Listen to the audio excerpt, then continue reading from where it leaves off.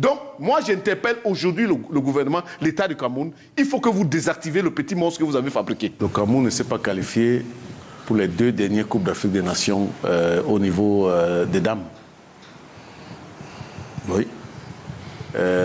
On n'a pas pu se qualifier à la Coupe du Monde. Mais on a été repêché quand même à la dernière Coupe d'Afrique. On n'a pas pu, se qualifier lors des 2 dernières Coupes du Monde. Je ne sais pas comment on a fait, par quel gymnase.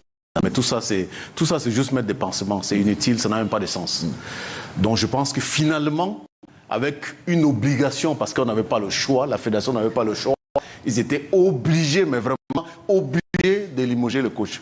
Parce qu'ils ne voulaient pas le limoger. Donc, vous savez, le Cameroun ne s'est pas qualifié avec toutes les autres catégories. On a 11 sélections apparemment qui ne se portent pas. On est vraiment, depuis 4 ans, il ne s'est rien passé.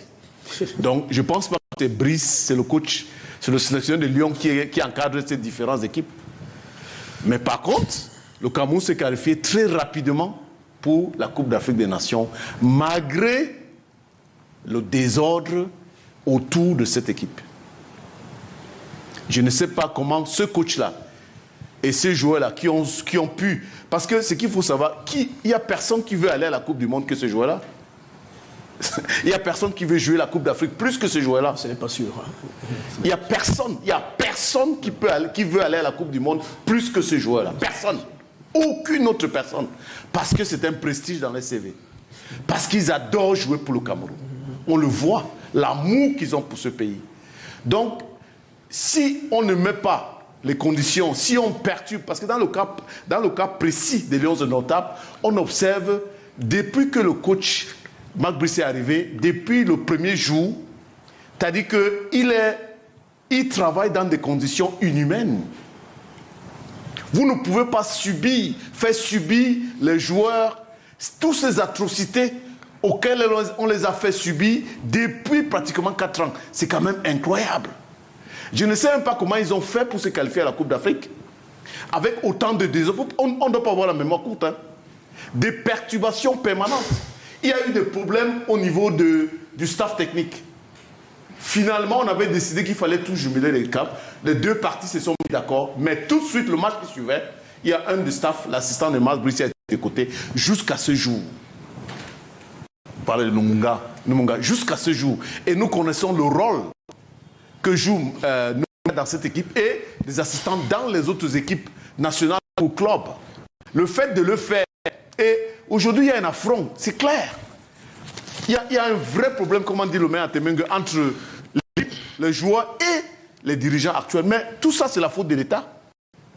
C'est l'État qui a facilité et accompagné de façon triomphante le président actuel de la fédération à la tête de cette fédération. N'oubliez pas, pour la première fois, on a diffusé en direct l'élection d'un président de fédération, ce qui ne s'est jamais produit au Cameroun. Parce que l'État avait pris la décision de l'élever et de le mettre à ce niveau. Donc tout ça, c'est l'État qui a fabriqué le petit monstre. Donc c'est à l'État de désactiver ce petit monstre-là. On a vu le cause, les dégâts qu'il a commis en tant que responsable de la fédération. Regardez la fédération aujourd'hui. Mais elle fait pitié. Parce que ce n'est pas parce qu'on a été bon joueur qu'on est bon manager ou bon leader. Et nous savons très bien l'état des services de cette personne quand elle était dans l'équipe nationale. Ce n'était pas le leader. Et pour diriger une fédération, vous n'êtes pas obligé d'avoir été un grand joueur ou peut-être un grand entraîneur. Je pense que le gros souci aujourd'hui de cette équipe, c'est le désordre piloté à la tête de la fédération. Et ça, c'est inhumain. Et tout ça, c'est la faute de l'État. C'est l'État. Ceux qui étaient là ce soir des élections, c'est l'État qui a placé, qui a accompagné et a installé, facilité. Donc c'est à l'État de désactiver le petit monstre qu'ils ont fabriqué et qui a complètement détruit le football. Le football camerounais, ce n'est pas uniquement les Lions indomptables. Le football camerounais, c'est sa gestion quotidienne. C'est le club, le football amateur. Toutes ces personnes, vous savez, on a eu quelque chose qui est spectaculaire. Plus d'une trentaine de personnes chassées du football. De façon terrible. Et des acteurs qui accompagnaient le développement du football avec leurs propres moyens, ils ont été désactivés du football, complètement écartés. Écartés.